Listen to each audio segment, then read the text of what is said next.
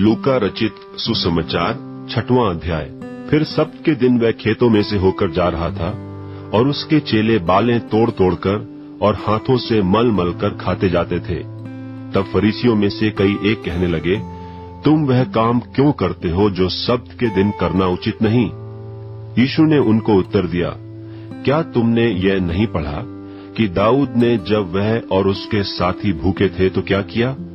वह क्यों कर परमेश्वर के घर में गया और भेंट की रोटियां लेकर खाईं, जिन्हें खाना याजकों को छोड़ और किसी को उचित नहीं, और अपने साथियों को भी दी। और उसने उनसे कहा, मनुष्य का पुत्र सब्त के दिन का भी प्रभु है। और ऐसा हुआ कि किसी और सब्त के दिन को वह आराधनालय में जाकर उपदेश करने लगा, और वहां एक मनुष्य था जिसका दाहिना हाथ सूखा था। शास्त्री और फरीसी उस पर दोष लगाने का अवसर पाने के लिए उसकी ताक में थे कि देखें कि वह सब्त के दिन चंगा करता है कि नहीं। परंतु वह उनके विचार जानता था, इसलिए उसने सूखे हाथ वाले मनुष्य से कहा, उठ, बीच में खड़ा हो। वह उठ खड़ा हुआ। यीशु ने उनसे कहा, मैं तुमसे यह पूछता हूँ कि सब्त के दिन क्या उचित है, भला करना या बुरा करना, प्राण को बचाना या नाश करना? और उसने चारों ओर उन सबों को देखकर उस मनुष्य से कहा, अपना हाथ बढ़ा। उसने ऐसा ही किया और उसका हाथ फिर चंगा हो गया। परंतु वे आपे से बाहर होकर आपस में विवाद करने लगे कि हम यीशु के साथ क्या करें। और उन दिनों में वह पहाड़ पर प्रार्थना करने को निकला और परमेश्वर से प्रार्थना करने में सारी रात बिताई।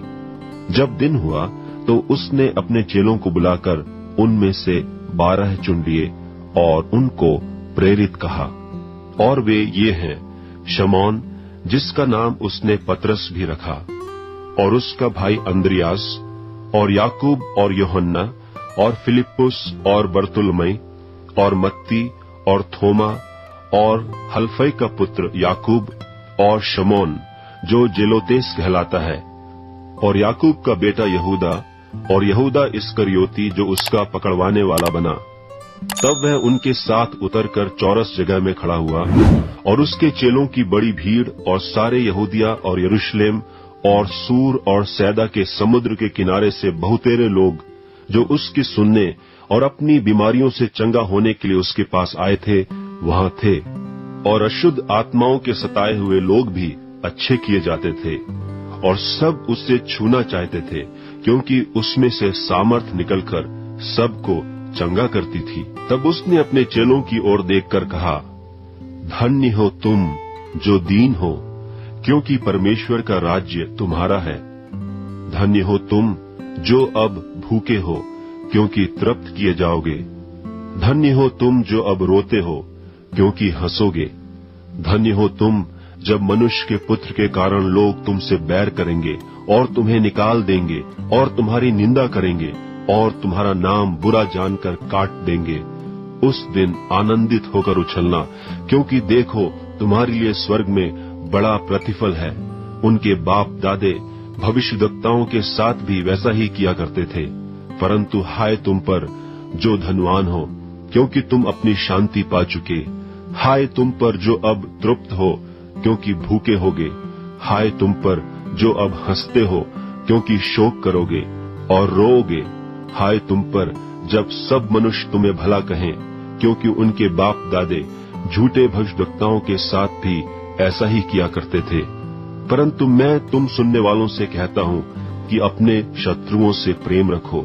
जो तुमसे बैर करें उनका भला करो, जो तुम्हें श्राप दे उनको आशीष दो, जो तुम्हारा अपमान करें उनके लिए प्रार्थना करो। जो तेरे एक गाल पर थप्पड़ मारे उसकी ओर दूसरा भी फेर दे, और जो तेरी दोहर छीन ले उसको कुर्ता लेने से भी न रोक। जो कोई तुझसे मांगे उससे दे, और जो तेरी वस्तु छीन ले उससे न मांग। और जैसा तुम चाहते हो कि लोग तुम्हारे साथ करें, तुम भी उनके साथ वैसा ही करो। यदि तुम अपने प्रेम रखने वालों के साथ प्रेम रखो तो तुम्हारी क्या बड़ाई, क्योंकि पापी भी अपने प्रेम रखने वालों के साथ प्रेम रखते हैं।